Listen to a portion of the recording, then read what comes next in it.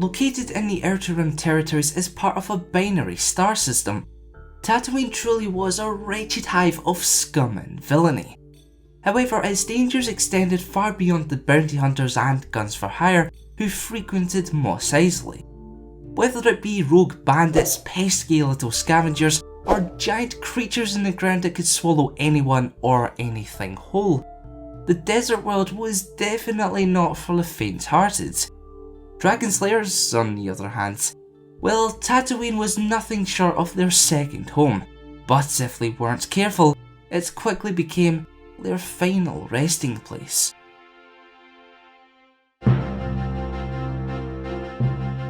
Welcome to the Karen Star Wars Lore Episode 191, Krayt Dragons.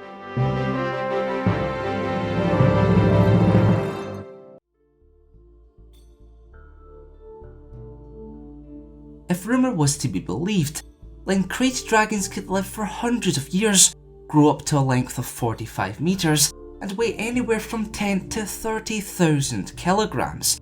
And while this information was entirely unverified, no one could deny how dangerous and formidable they truly were.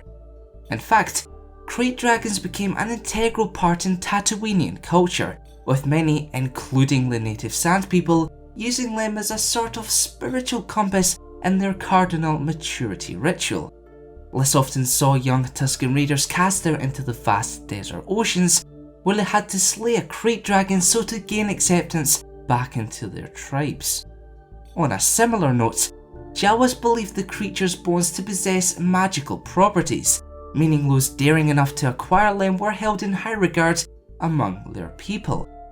An obvious location to search for the various skulls and spines was a sea of sand dunes in which the dragons instinctively travelled to when nearing the point of death. Unfortunately, of all the adventurers who trekked into the Krayt graveyard, none were said to have returned. Despite the latter part of their name, Krayt dragons were incapable of breathing fire. Instead, they utilised razor-sharp teeth, bone-crushing claws, impaling horns, and incurable venom to decimate nearby prey, but by no means were they without their problems and weaknesses. First of all, Krayt dragons had trouble discerning two-dimensional images, and would therefore attack shadows. Second of all, an incredibly accurate blaster bolt could tear right through their sinus cavity and brain, resulting in their immediate death.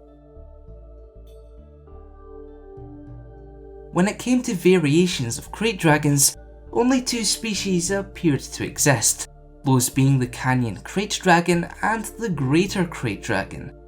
The first of which was the most common as well as the smallest, for obvious reasons. They also possessed 4 legs as opposed to 10, and used their yellow-brown hide as camouflage to hunt womprats and banthas alike. Greater Krayt dragons, on the other hand, were 100-metre-long beasts who chose to dwell not in caves and canyons, rather underneath the golden sands of Tatooine. In fact, so much of their time was spent either submerged in or traversing through the dunes that the greater dragons were very rarely encountered. As bizarre as it may sound, Krayt dragons were integrally linked to the Jedi Order. Firstly, the 5th form of lightsaber combat was often referred to as the Way of the Krayt Dragon in tribute to their sheer power and ferocity. Secondly, the rocks they utilised to ground carcasses into edible chunks became so smooth and precious that Jedi often shaped and tuned them into focusing crystals for their trusty weapons. And thirdly, a Sharath Het adopted the name Darth Krayt upon defecting to the dark side of the Force. So whether it be in their natural forms or as part of a self-anointed moniker, Krayt dragons were majestic, invaluable and legendary, yet savage, feral, and of course, incredibly dangerous. Now it's time for this week's question. Which Star Wars creature would you want as backup in a fight? Let us know in the comments below. Remember to vote for next week's episode by participating in the card poll on screen now. Also, to have your say in future lore videos, head on over to thecargazans.com and get voting. If you learned something new from today's video, be sure to leave a like. And for weekly lore content, press that subscribe button and notification bell to keep it logged here to the Cargazans.